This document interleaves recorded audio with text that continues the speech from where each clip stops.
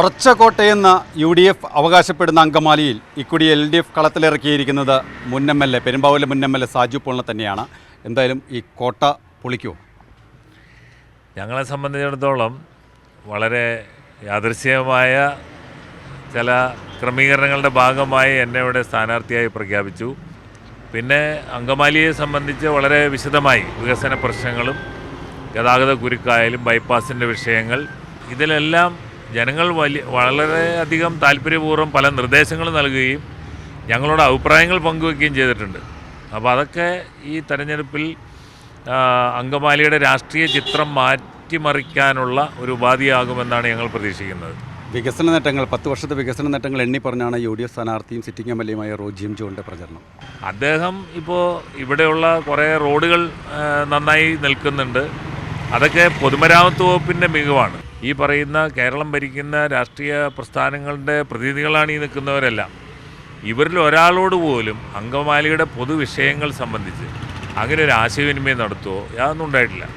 ഞങ്ങളെന്തായാലും എല്ലാവരെയും സഹകരിപ്പിച്ചുകൊണ്ട് ഒരു master plan ഒരു 20-30 വർഷം മുന്നിൽ കണ്ടുകൊണ്ട് അങ്കമാലിയിൽ കാലടിയും മലയാറ്റൂരും പോലെ ലോകം മുഴുവൻ അറിയപ്പെടുന്ന ചരിത്ര പ്രാധാന്യമുള്ള ഭൂപ്രദേശങ്ങളുണ്ട്, ടൂറിസം സാധ്യതകളുണ്ട്.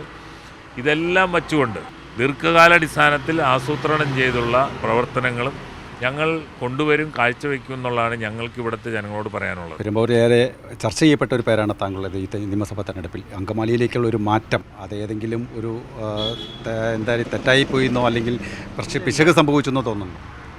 അതിലൊരു തെറ്റുമില്ല എന്നുള്ളത് നമുക്ക് വോട്ടെണ്ണൽ കഴിയുമ്പോൾ ബോധ്യപ്പെടും. ഈ ഒന്നും കാണാതെ നമ്മുടെ നേതൃത്വം ഇത്തരത്തിലൊരു ക്രമീകരണം ഉണ്ടാക്കൂലല്ലോ.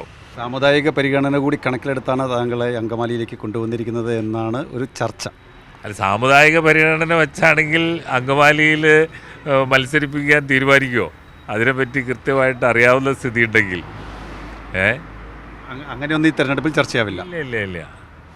സാമുദായികമായിട്ടല്ല, രാഷ്ട്രീയമായി ആളുകൾ ചിന്തിച്ചാണല്ലോ തെരഞ്ഞെടുപ്പിൽ വോട്ട് രേഖപ്പെടുത്തുന്നത്. സർക്കാരിൻ്റെ ഭരണ തുടർച്ചയ്ക്കൊപ്പം അങ്കമാലിയിൽ നിന്ന് ഒരു MLA കൂടി ഉണ്ടാകുമെന്നാണ് പ്രതീക്ഷ അല്ലേ? എന്നാണ് ഞങ്ങൾ ഉറപ്പായും പ്രതീക്ഷിക്കുന്നത്. അതിനുവേണ്ടിയുള്ള കഠിന പരിശ്രമത്തിലാണ് ഞങ്ങൾ. തീർച്ചയായും തികഞ്ഞ വിജയപ്രതീക്ഷയിൽ തന്നെയാണ് LDF സ്ഥാനാർത്ഥി സാജു പോൾ ഉള്ളത്. അങ്കമാലിയിൽ നിന്ന് ആന്റണിക്കൊപ്പം സിജോ വർഗീസ്, മീഡിയ 1.